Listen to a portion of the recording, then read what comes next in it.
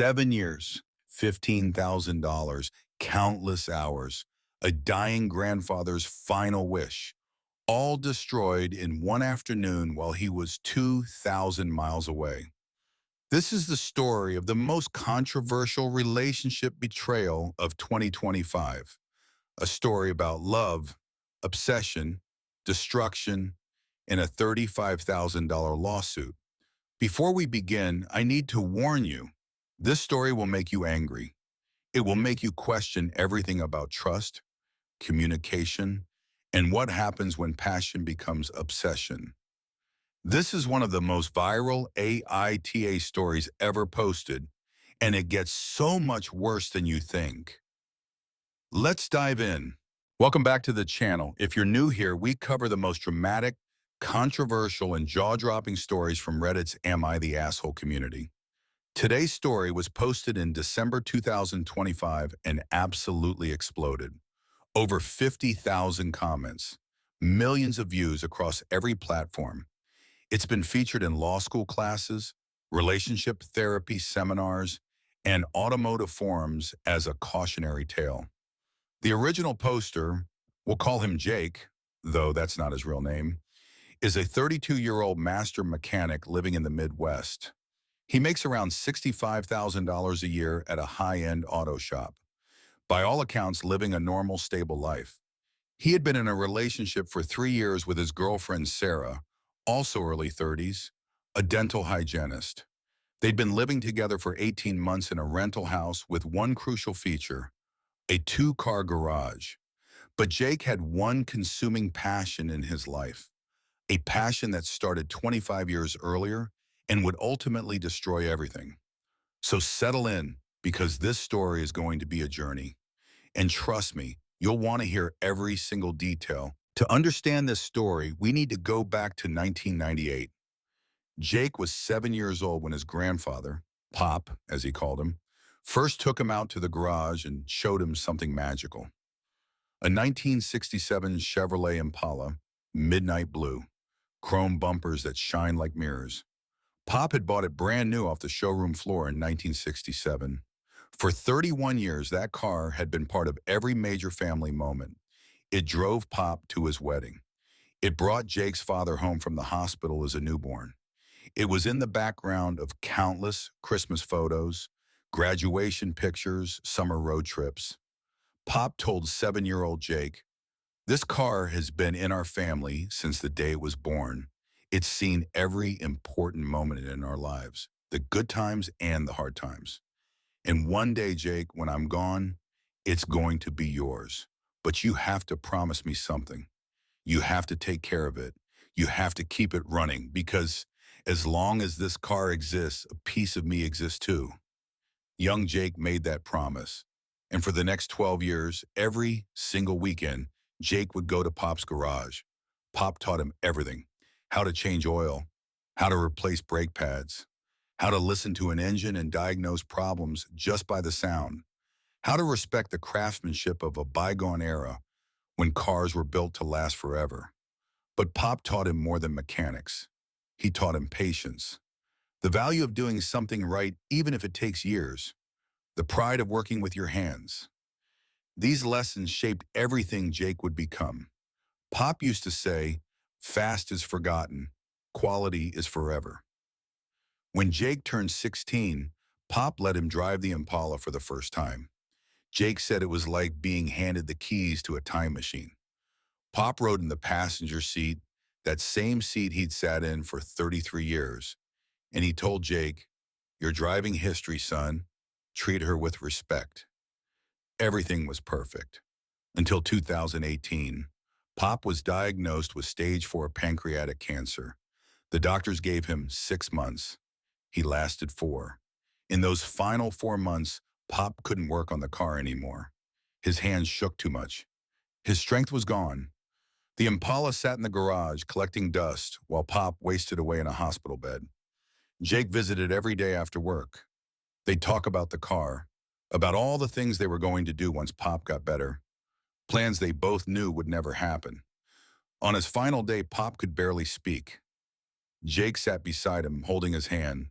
And Pop managed 5 words that would haunt Jake forever.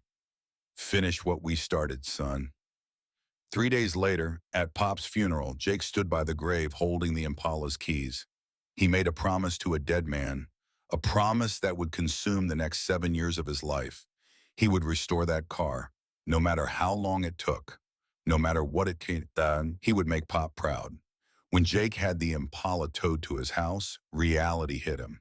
The car hadn't run in 5 years. Rust had eaten through the body panels. Mice had destroyed the interior.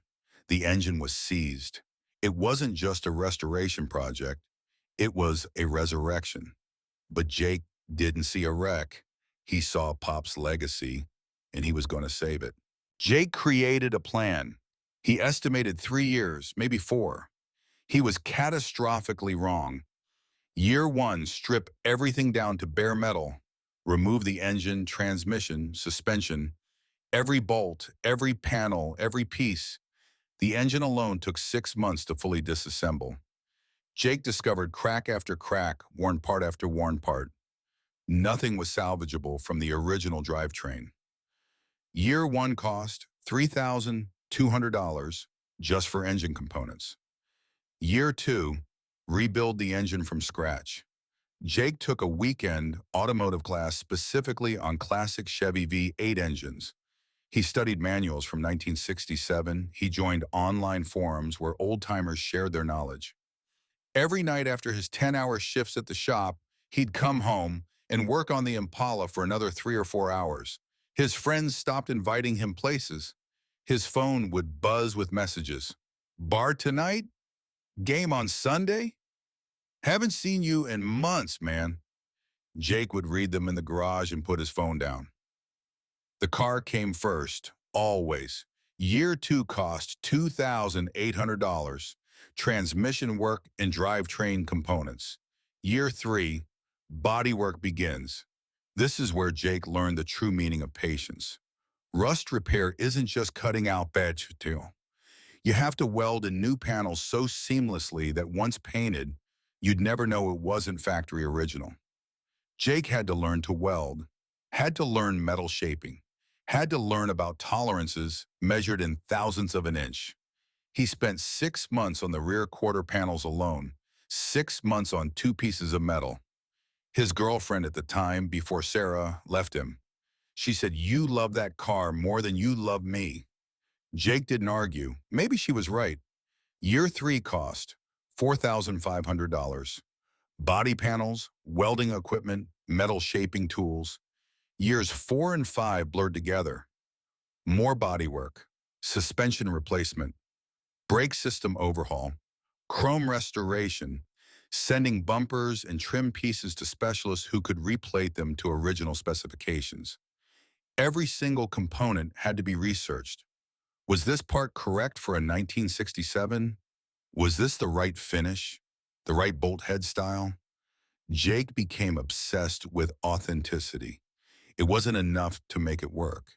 It had to be correct, period accurate, exactly as it left the factory. This wasn't just restoration. This was historical preservation. Years 4 and 5 cost, combined $6,000, and something less tangible, relationships. Jake's family barely saw him. His mother would call, "Are you coming to Thanksgiving?" "Maybe, Mom. I'm in the middle of something."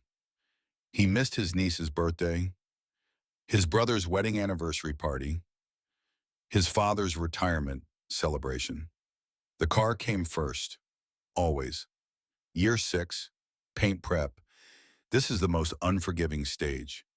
Every imperfection in the bodywork will show through paint. Jake spent an entire year sanding, priming, sanding again, finding flaws, fixing them, sanding more. His hands developed calluses on top of calluses. His back ached constantly from hunching over panels. He worked through a Midwest winter in an unheated garage because he couldn't stop. Wearing 3 jackets, hands so cold he could barely feel the sandpaper, but unable to quit. His coworkers said he looked like hell, pale, tired, obsessed. Year 6 cost $1,500. Sandpaper, primer, more sandpaper. Year 7, the year everything should have come together. Professional paint job. Jake knew this was beyond his skill. 3 coats of midnight blue, exactly matching the original factory color code. Clear coat, wet sanding, polishing. The paint alone cost $3,000. Interior restoration. New seat covers hand-stitched to match the original pattern. New carpet, correct texture and color. Dashboard restoration. Chrome trim installation. Every knob, every button, every piece of trim installed exactly where the factory put it 58 years ago. By November 2024, the car was 85% complete. The engine ran beautifully. The transmission shifted like butter. The body was straight and the paint was flawless. Jake just needed to finish the interior trim, install the final chrome pieces, and do a complete systems check. He told everyone, 3 months, maybe 4. It's almost done. He'd been saying that for 2 years. Total investment by December 2024, $15,300 in 7 years of his life.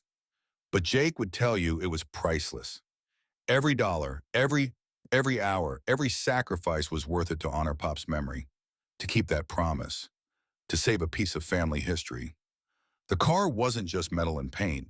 It was Pop's DNA. His coffee stains on the original seat fabric that Jake had saved. His handprints worn into the steering wheel. His spirit. Jake would sit in the driver's seat sometimes, in the middle of the night, and talk to Pop. I'm getting there. I promise I'm getting there. Just a little more. Jake met Sarah in March 2022. Dating app match. Coffee shop first date. She was funny, smart, beautiful. Recently out of a long-term relationship and ready for something real. Jake was lonely. 7 years of working on a car in isolation does that to you. Their third date, Jake did something he'd never done with anyone before. He invited her to see the Impala. This was his test. If she didn't understand the car, there was no future. He walked her into his garage, pulled off the car cover, and held his breath. Sarah's reaction? Oh my God, this is incredible. Tell me everything. For 2 hours, Jake talked about Pop, about the restoration, about every panel, every part, every challenge. Sarah listened, asked questions, seemed genuinely interested. When he showed her the original seat fabric with Pop's coffee stains that he'd saved, she touched it reverently and said, "You're not restoring a car. You're preserving a person." Jake fell in love with her in that moment. For the first year, Sarah was the perfect partner. She'd bring dinner to the garage, hold flashlights, hand him tools. She bought him a professional tool set for his birthday, $300 worth of chrome sockets and wrenches. The card said, "To my favorite mechanic." In August 2023, they decided to move in together. Jake's lease was ending. Sarah's apartment was too small. They found a rental house with a 2-car garage. Perfect. Jake asked explicitly before signing, "You're absolutely sure you're okay with the car taking up space? I know it's a lot."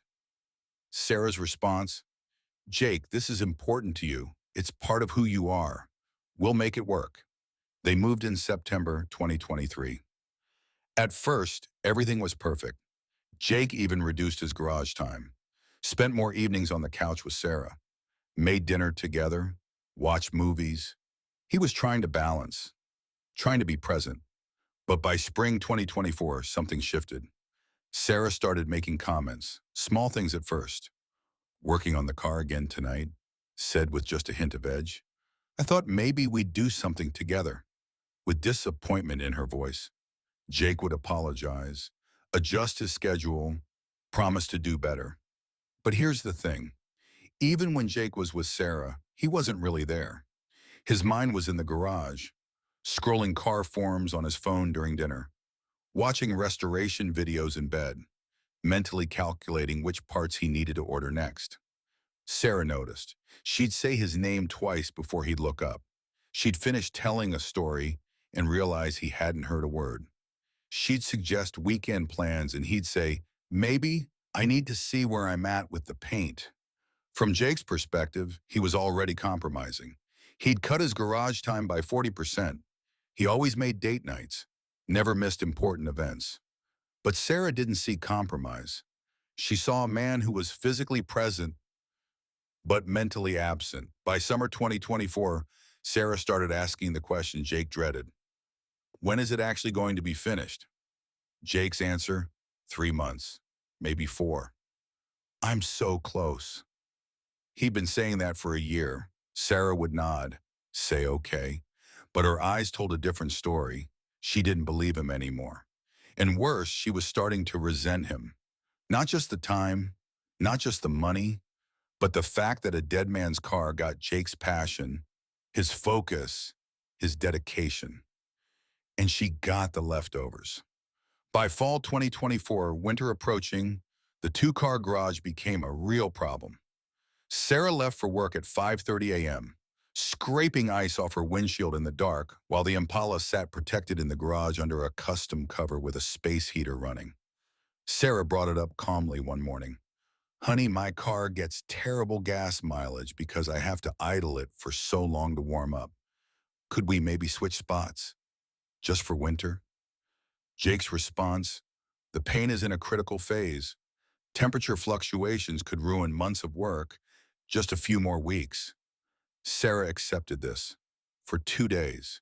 Then her battery died after a 10-hour shift in 5-degree weather, 90-minute wait for taper pay. She missed dinner with her sister. When she got home, frozen and furious, they had their first real fight about the car. Sarah's position, I am a human being. I matter more than paint. Jake's position, you don't understand what's at stake here. And there it was, the sentence that revealed everything. Jake didn't say, you're right, I'm sorry. He said, you don't understand. Because in his mind, if she understood, she'd agree with him. Sarah heard something different. She heard, the car is more important than your comfort. They went to bed angry, didn't speak the next morning. The house was tense for days. December arrived. Holiday stress compounded everything. Sarah wanted to decorate, shop, plan. Jake wanted to finish one more stage before winter really set in. They were operating on completely different wavelengths. December 8th, the breaking point. Sarah had reached her limit. She gave Jake a payment. December 15th, 2024, 4 a.m., Jake's alarm went off for his 7 a.m. flight to Arizona. Mandatory training on new diagnostic equipment. A week away from home, away from the car, away from the tension. The goodbye was strange. Sarah seemed different, calmer than she'd been in weeks. She made him coffee, packed him snacks, kissed him at the door. Jake thought maybe the space would be good for them. Maybe when he got back, they could start fresh. He texted from the airport, I love you. We'll figure this out when I get back. Sarah responded, safe flight. Love you too. Jake boarded his plane feeling cautiously optimistic. What he didn't know was that Sarah had already made 3 phone calls to scrapyards, asking about junk car removal, comparing prices, planning the execution. Day 1 and 2 were uneventful, training all day, text messages to Sarah at night. Everything seemed normal. Jake even felt guilty about their fight, thought about apologizing when he got home. Day 3, December 17th. Jake was in an all-day training session. Phones off, complete focus. His phone sat in his hotel room, silent and useless. At 10:30 a.m. Arizona time, 12:30 p.m. back home, Sarah made the call to Quick Cash Auto Removal. They specialized in same-day pickup, cash on the spot, no questions asked. Well, almost no questions.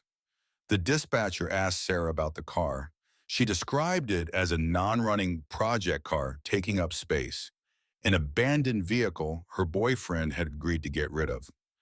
The dispatcher asked about the title, legally required for vehicle disposal. Sarah lied. She said, "My boyfriend has it, but he's at work. He said I could handle this. He's tired of dealing with it." This was lie number one. The title was in Jake's name only, in his safe. Sarah had no access and no legal right to dispose of the vehicle. But Quick Cash didn't verify thoroughly. They should have. This decision would cost them $50,000. At 1:15 p.m., the tow truck arrived. This is where Jake's neighbor, Tom, enters the story. Tom worked night shifts and was home during the day. He knew about the Impala, knew what it meant to Jake. When he saw the tow truck pull up, something felt wrong. But Tom didn't want to interfere. It wasn't his business. He'd later wish he had. Sarah unlocked the garage. There it was, the 1967 Impala, 85% complete. New engine purring perfectly when started. Fresh midnight blue paint gleaming under the garage lights. Chrome restored to mirror finish. New interior partially installed. Thousands of hours of meticulous work. The tow truck driver, Miguel Rodriguez, would later testify that he was shocked. This wasn't junk. This was someone's passion project. He asked Sarah 3 times, "Ma'am, are you absolutely sure? This looks like someone put a lot of work into this." Sarah's response each time, "I'm positive. He wants it gone. Trust me." Tom's doorbell camera caught everything. The entire interaction, the loading process, and most damning, Sarah's reaction. As the Impala was winched onto the flatbed, Sarah was smiling. Not a squatty, I am sad, reluctant smile. A genuine relief smile. She laughed with the driver, made jokes about finally getting her garage space back. She was pleased with herself. At 1:47 p.m., the truck pulled away. Sarah waved goodbye to 7 years of Jake's life. Then she went inside, ordered lunch, and started browsing vacation destinations on her laptop. 2,000 miles away, Jake was learning about oxygen sensors and diagnostic protocols, completely unaware that his world was about to collapse. 5:30 p.m. Arizona time, training ended. Jake collected his phone from his hotel room. 7 missed calls, 12 text messages, all from Tom. The messages got progressively more urgent. "Hey man, call me when you can." "Jake, call me ASAP." "Dude, I don't know what's going on, but you need to know what happened today." Jake's hands started shaking. He called Tom. Tom answered on the first ring. "Jake, man, I don't know how to tell you this. Sarah had the Impala towed away this afternoon. A scrapyard truck. I watched them load it up and drive away.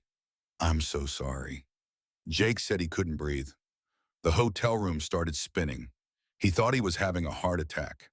Tom kept talking, but Jake couldn't process the words. 7 years, $15,000. Pop's dying wish. Gone. When Jake could finally speak, he asked Tom to repeat everything. The time, the company name, Sarah's behavior. Tom told him about the doorbell camera, said he'd send the footage immediately. Jake watched the video on his hotel bed, watched his girlfriend smile as his grandfather's car was taken away, watched her laugh and joke with the driver, watched 7 years of his life reduced to a 30-minute transaction. He threw up, right there on the hotel floor. The shock, the betrayal, the loss, it was physically overwhelming. Then with shaking hands, he called Sarah. December 18th, 5:30 a.m. Jake landed at his home airport.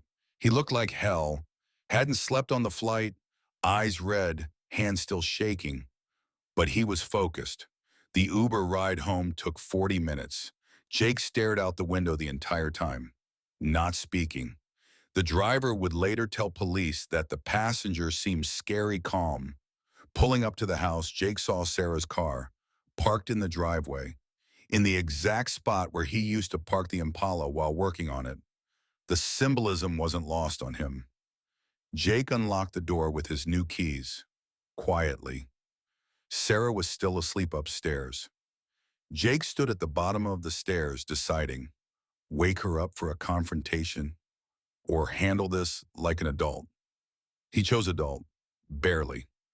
Jake went to the garage first, had to see the empty space with his own eyes. He opened the door and the emptiness hit him like a physical blow. Just bare concrete, an oil stain where the car had sat for 7 years, morning light streaming through the window, illuminating nothing. But it was worse than empty. Sarah had cleaned it, thrown everything away, all his tools, all his parts, thousands of dollars of specialized automotive equipment, just gone, taken out with the trash. Jake ran outside. Trash pickup was scheduled for that morning. There on the curb were bags and bags of his possessions. He started pulling them back, frantically trying to save what he could. Neighbors were watching. It was a spectacle. That's when Sarah woke up. She heard the noise, looked out the window, and saw Jake. According to her later testimony, she felt afraid. But the doorbell footage, still rolling on Tom's camera, shows something different. She didn't look afraid. She looked angry. Sarah marched downstairs, threw open the front door, and the first words out of her mouth were, "What the hell are you doing here? You're supposed to be in Arizona." Not, "I'm sorry," not, "let's talk about this," but anger that Jake had come home early and interrupted her plan. Jake's response, barely controlled rage. "I live here. Or did you forget that when you destroyed my property?" Sarah, "It wasn't destroyed. It was removed. There's a difference." The argument escalated. On the front lawn, at 6 a.m., the entire neighborhood heard it. Multiple people recorded it. All of this would become evidence. For 20 minutes they shouted. Sarah's defense kept evolving. First it was for the relationship. Then you were obsessed. Then it became, "I felt unsafe with your anger issues." Each new excuse contradicting the last. Jake finally said the words that ended everything.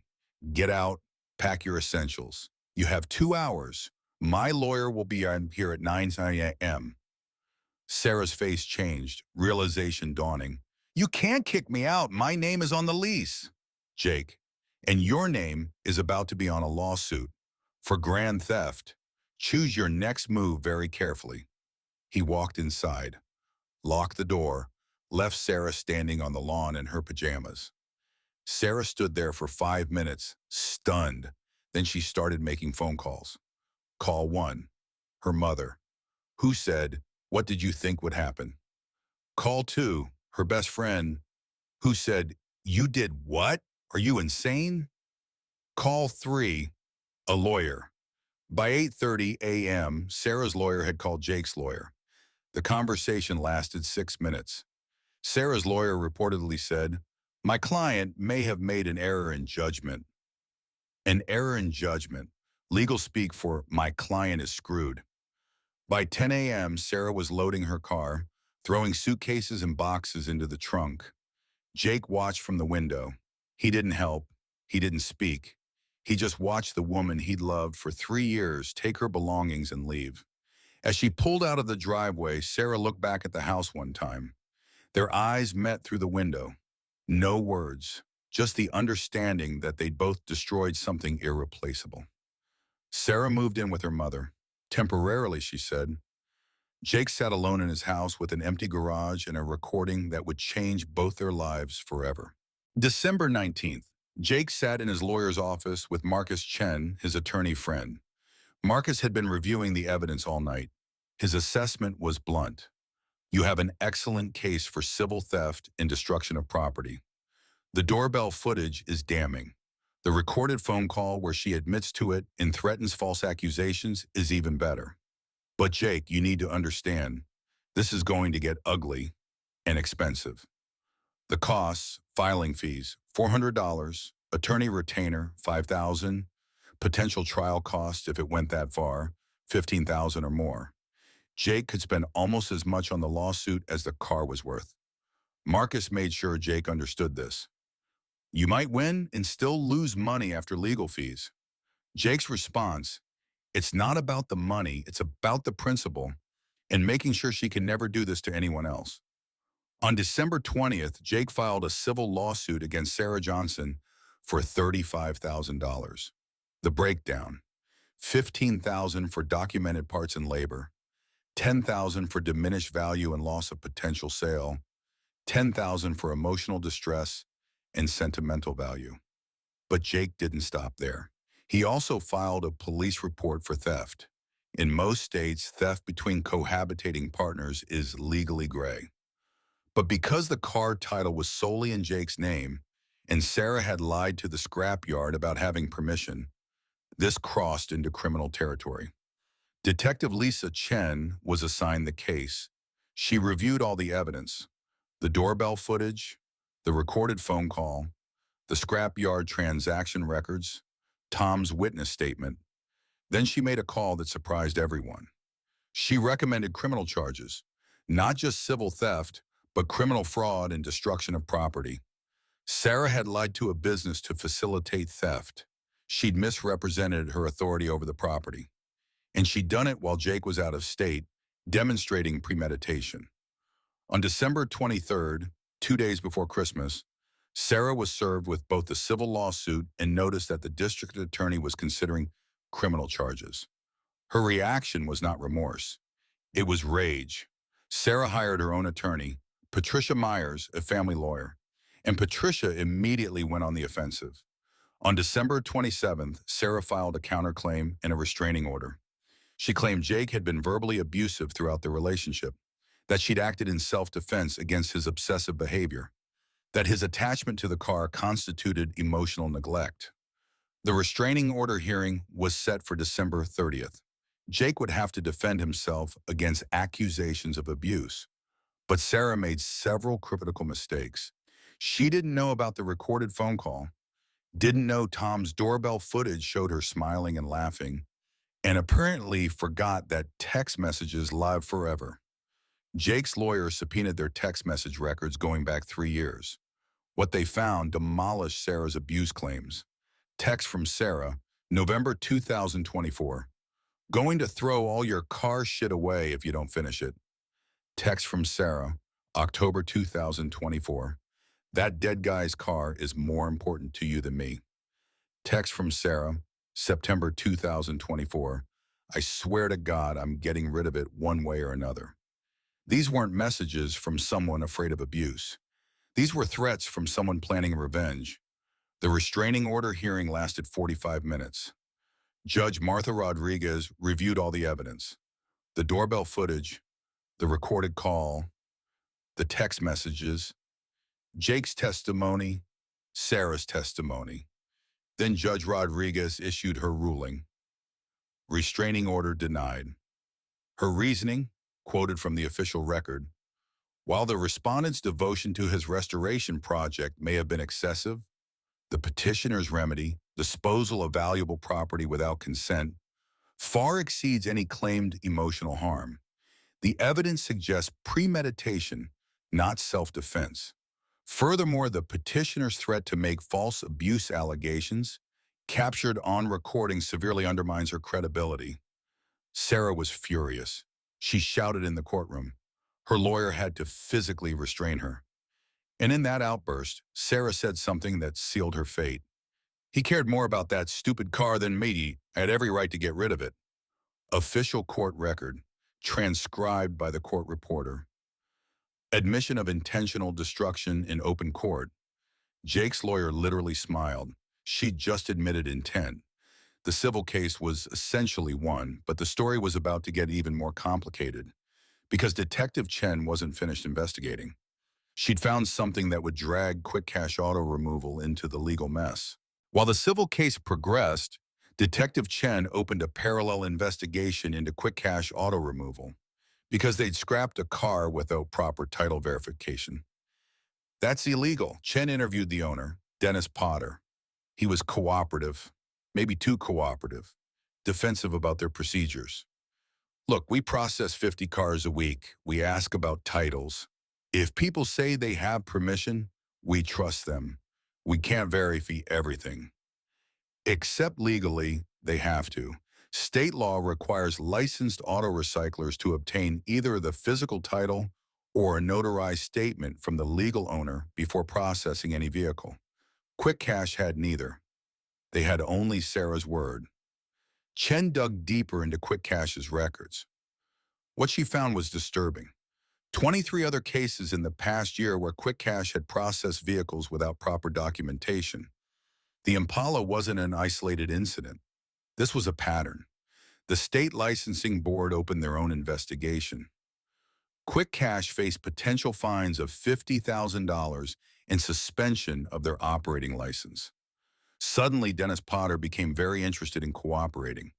He provided detailed records of every interaction with Sarah, the initial phone call timestamps, the payment receipt, and critically, his driver's statement that he'd questioned whether this was really junk. Miguel Rodriguez, the tow truck driver, told Chen, "That was someone's baby. You could see the work that went into it. I asked the lady 3 times if she was sure. She kept insisting her boyfriend wanted it gone. I should have insisted on calling to verify. That's on me." Chen and Jake's lawyer visited the scrapyard to see if any part of the Impala could be recovered. What they found was heartbreaking. The car had been crushed into a 3-foot cube, compressed with industrial hydraulics into 800 pounds of metal, mixed with dozens of other vehicles, completely unrecoverable. 7 years of work reduced to scrap. Chen asked if Jake wanted to see it. Jake insisted. When they showed him the cube that had once been Pop's Impala, Jake broke down completely. Chen had to help him to his car. She documented everything, photographed the crushed remains from every angle, had the scrap weighed and assessed, every piece of evidence to strengthen Jake's case. Chen's report concluded that Sarah had committed theft by deception, that Quick Cash had negligently facilitated that theft, and that Jake had suffered both substantial financial damages and significant emotional harm. She forwarded her findings to the district attorney's office with a recommendation for criminal charges. The DA would take 3 weeks to decide. In early January, Quick Cash Auto Removal was fined $35,000 by the state licensing board. Their operating license was suspended for 6 months. They implemented strict new title verification procedures. Dennis Potter gave an interview to a local news station. "That Impala cost me my business reputation and $50,000 in fines and lost revenue. But it made me run a better company. We'll never process another vehicle without absolute verification." The scrapyard investigation added weight to Jake's civil case.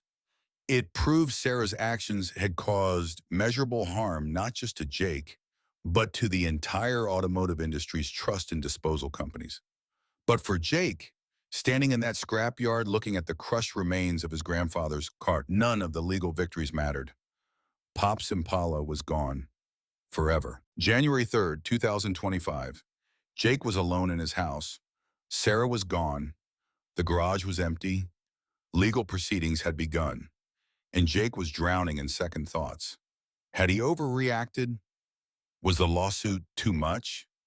Should he have just let it go? At 11:47 p.m., Jake created a throwaway Reddit account. He spent 2 hours writing his story, trying to be fair, including Sarah's perspective, questioning his own actions. The title, AITA for suing my girlfriend after she scrapped my late grandfather's restoration project. The post went live at 1:52 a.m. Jake closed his laptop and tried to sleep. By the time he woke up 6 hours later, his post had 12,000 upvotes and 3,500 comments. It had hit r/all. Reddit's front page. Millions of people were reading about the Impala. Top comment with 45,000 upvotes. NTA. She didn't just scrap a car. She scrapped your grief process, your memories, and 7 years of your life. Sue her into oblivion. The post received 73 Reddit awards, over $200 worth of digital medals from strangers who believed in Jake's cause. But not everyone agreed. A vocal minority argued Jake was the asshole. Their reasoning, 7 years is obsessive. Sarah's frustration was valid. Her method was wrong, but Jake pushed her to it. One heavily downvoted comment, "Esh, she shouldn't have scrapped it, but you chose a dead man's car over your living girlfriend for 7 years. You drove her to desperation." Within 24 hours, the story spread to every major platform. Twitter, TikTok, Facebook, Instagram, news aggregator sites picked it up. Local news stations called Jake for interviews. The hashtag #Impala betrayal case got 47 million views on TikTok. YouTube commentary channels made videos. Titles like, "Girlfriend destroys $40,000 car, gets sued," and AITA, the Impala incident, full legal breakdown. The support was overwhelming. People offered to help Jake find another '67 Impala. A GoFundMe was started without his knowledge. Raised $8,000 before Jake asked them to donate it to a classic car restoration charity instead. The classic car community rallied. Forums dedicated to Chevy restoration shared the story. The president of the National Impala Association called Jake personally to offer condolences. But the attention had consequences. Sarah started receiving death threats. Her employer was flooded with calls demanding that she be fired. Her social media accounts were hacked and deleted. Jake publicly condemned the harassment. He posted, "I want justice, not vigilante revenge. Leave Sarah alone. Let the courts handle this." But the internet doesn't listen to reason. The harassment got so bad that Sarah's lawyer filed a motion claiming Jake had incited it by posting on Reddit. Jake's lawyer countered that he'd used pseudonyms and never identified Sarah publicly. The judge sided with Jake. He'd done nothing illegal by sharing his story anonymously. The story became a cultural phenomenon. Relationship therapists wrote articles about it. Law professors used it in classes about property rights. Car restoration forums made it required reading with a warning: "Don't let this be you." On January 5th, Jake posted an update about the restraining order hearing, about the criminal investigation, about seeing his car crushed. 62,000 upvotes, 8,900 comments. One comment with 89,000 upvotes. "I won the legal battle, but I lost the relationship, 3 years of my life, and part of my connection to my grandfather. There are no winners here, just lessons. Communicate, compromise, and remember that things, even precious things, are still just things." The Impala story had entered internet lore. It became shorthand for destroying what your partner loves. Memes spread, cultural references multiplied. But behind the viral phenomenon were two real people whose lives had been destroyed, and the legal battle was far from over. January 15th, 2025. Both legal teams agreed to mediation. The goal? Avoid a costly trial and reach a settlement. The mediator was retired Judge Martha Henley, 30 years of experience, no nonsense. Henley reviewed all the evidence beforehand. Then she met with each party separately. She started with Sarah. According to later reports, Henley was brutally honest. "You have no case. The evidence is overwhelming. You're looking at a judgment of at least $25,000, possibly more. And criminal charges are still on the table. If this goes to trial, you will lose." Sarah's lawyer had apparently been sugarcoating things. She'd been telling Sarah they could win by arguing emotional necessity. Henley demolished that fantasy in 5 minutes. With Jake, Henley took a different approach. "You're right, you'll probably win. But at what cost? Legal fees will eat half your judgment. The emotional toll of a trial is significant, and you'll never really get what you lost back. Is this about justice or revenge?" Jake admitted later this hit hard. He'd been so focused on winning that he hadn't considered whether winning would actually make him feel better. Henley brought both parties together. Sarah's opening offer, $5,000 and an apology letter. Jake's response, "Are you kidding me?" The negotiation lasted 6 hours. Back and forth, small concessions. Sarah argued she couldn't afford more. Jake argued she should have thought of that before. Then Henley ordered Sarah to provide financial disclosure, standard procedure in settlement negotiations. What they discovered changed everything. Sarah had $32,000 in a savings account. Money she'd been hiding from Jake during their relationship. Money she claimed was for emergencies. Jake was stunned. He'd been eating ramen and skipping vacations to fund his restoration. Sarah had $32,000 hidden away. The betrayal went even deeper than he'd known. The gloves came off. Jake confronted Sarah about every lie. The money, the car, the false abuse claims. Sarah fired back about the neglect, the obsession, the choosing a car over her. Henley called a break. If you two don't settle this today, you're going to destroy each other in court, and probably yourselves in the process. The lawyers met privately without their clients. They hammered out a framework, then presented it as a united front. The final settlement, Sarah would pay Jake $22,500, structured over 3 years in quarterly payments. She would provide a written apology that could be used publicly. She would withdraw all counterclaims. Jake would agree not to pursue criminal charges and would drop the civil lawsuit. Neither side was happy, which probably meant it was fair. On January 15th at 7:43 p.m., after 11 hours of negotiation, both parties signed. The legal battle was over, but the emotional aftermath was just beginning. It's now June 2025, 6 months since the settlement. Where are they now? Jake is doing okay, not great, not terrible. Okay. He's still in therapy, working through the loss, the betrayal, and his own role in the relationship's failure. He started dating again, but casually. He's not ready for serious commitment. His work at the auto shop is thriving. He got promoted to shop manager. Ironically, the viral story brought in customers who wanted the Impala guy to work on their classic cars. He's teaching a weekend class at the community college.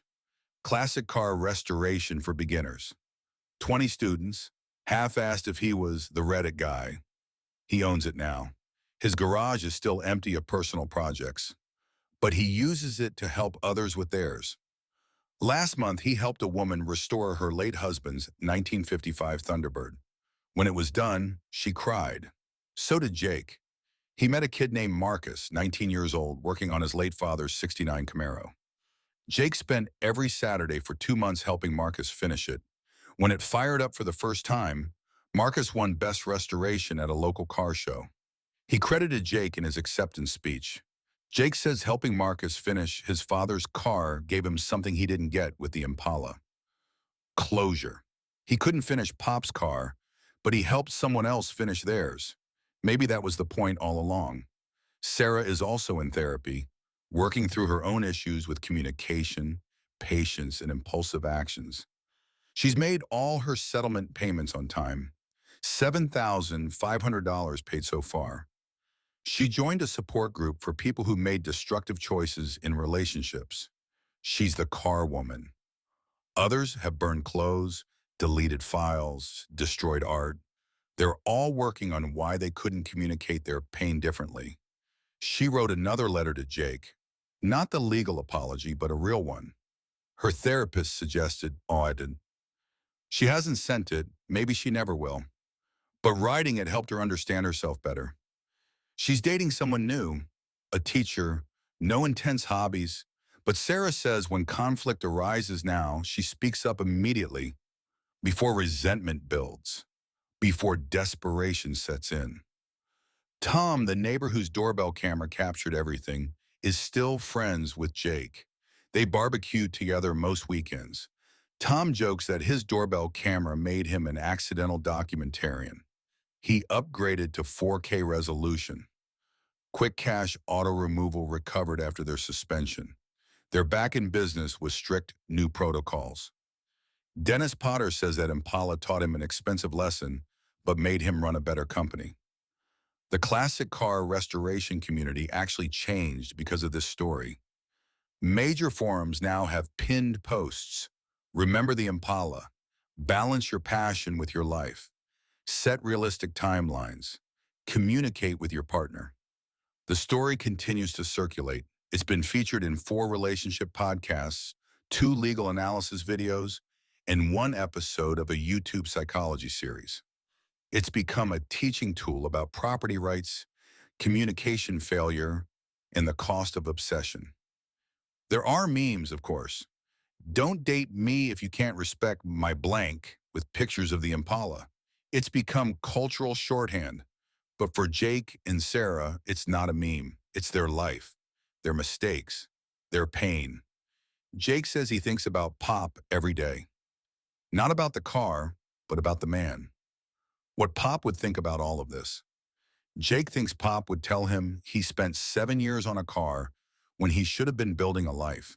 Sarah says she regrets her actions every day, not because of the lawsuit, but because she destroyed something she can never give back. She says if she could do it over, she'd just leave, pack her bags and go, let Jake have the car and the garage. Some things aren't worth fighting for. Some battles have no winners. They'll never speak again. That's probably for the best, but they're both becoming better versions of themselves. Sometimes relationships fail so the people in them can succeed. So what do we take away from the Impala story? Is it a cautionary tale about obsession? A horror story about betrayal? A legal thriller about property rights? It's all of those things, but mostly it's a story about two people who loved each other, failed to communicate, and destroyed something neither one can get back. The statistics are sobering. 47% of relationships end because of growing apart. That's code for we stopped working on us. We prioritized other things. We forgot why we started. Jake and Sarah were happy once. The early photos show it. But potential isn't enough. You need communication, compromise, mutual respect, the willingness to choose each other daily. 3 lessons from the Impala. Lesson 1. Set clear boundaries and timelines for major projects. Don't let almost done become your forever status. If Jake had said, I will finish by June 2024, or I will sell the project to someone who can, Sarah could have held him accountable without resorting to destruction. Lesson 2. Communicate needs directly, not through complaints or passive aggression. Sarah felt neglected, but expressed it as complaints about garage space. Jake felt attacked and got defensive. Neither said what they actually meant. What Sarah should have said, I feel like you prioritize the car over time with me, and it's hurting our relationship. What Jake should have said, this project is my way of grieving. I need you to support that, but I also need to balance it better. Lesson 3. If you're thinking about taking drastic action, get help first. Therapy, mediation, literally anything before destruction. Because Sarah could have left. She could have issued a real ultimatum. She could have sought couples counseling. She had options. She chose nuclear. Jake could have set firm deadlines. He could have rented separate garage space. He could have acknowledged Sarah's needs. He had options. He chose the car. Both made choices. Both suffered consequences. And in the wreckage of their relationship and that car, we see a universal truth. Winning doesn't always feel like winning. Jake won his lawsuit. He got his money, he got his justice. But he sits with an empty garage, $22,500, and no car to restore. No grandfather to make proud. No relationship. Just lessons learned the hard way. Somewhere in a recycling facility, the Impala still exists. Melted down, reshaped, part of something new. Maybe that's the metaphor we need. Sometimes things get destroyed so completely that they have to become something different. Jake isn't restoring his grandfather's car anymore, but he's helping others restore theirs. He's teaching, mentoring, giving back. He's found a new way to honor Pop, maybe a better way. Sarah isn't fighting for garage space anymore. She's learning to communicate her needs before they become desperate. She's growing, healing, becoming someone who wouldn't make that choice again. They'll never be together again. That's probably for the best, but they're both becoming better versions of themselves. The question I want you to think about, have you ever been Jake, obsessed with something at the expense of a relationship? Have you ever been Sarah, so frustrated you considered taking drastic action? The Impala story resonates because we've all been there. Maybe not to this extreme, but we've all chosen something over someone. We've all let resentment build instead of communicating. We've all made choices we regret. The difference is most of us don't have our mistakes recorded, judged by millions, and turned into a legal case study. So remember, communicate before you escalate, compromise before you combust, and never ever destroy what you can't replace. Because some things once gone can never come back. So here's my question for you. Who do you side with? Is Jake the asshole for suing his girlfriend over the car? Is Sarah the asshole for scrapping it? Or does everyone suck here? Let me know in the comments. I genuinely want to know what you think. Vote in the community poll. I've linked it in the description. I'm tracking the results and I'll share them in next week's video. If you enjoyed this deep dive into one of the most controversial Reddit stories of the year, make sure to hit that subscribe button and turn on notifications. We cover the craziest AITA stories every single week with full analysis, legal breakdowns, and the updates you need to know. Check out these other relationship disaster stories. We've got wedding catastrophes, inheritance battles, and family drama that'll make the Impala case look tame. And if you want even deeper dives, behind-the-scenes content, and early access to videos, check out the channel membership. Link in the description. Thanks for watching. Remember, some things once destroyed can never be replaced, but some things once learned can change everything. I'll see you in the next one.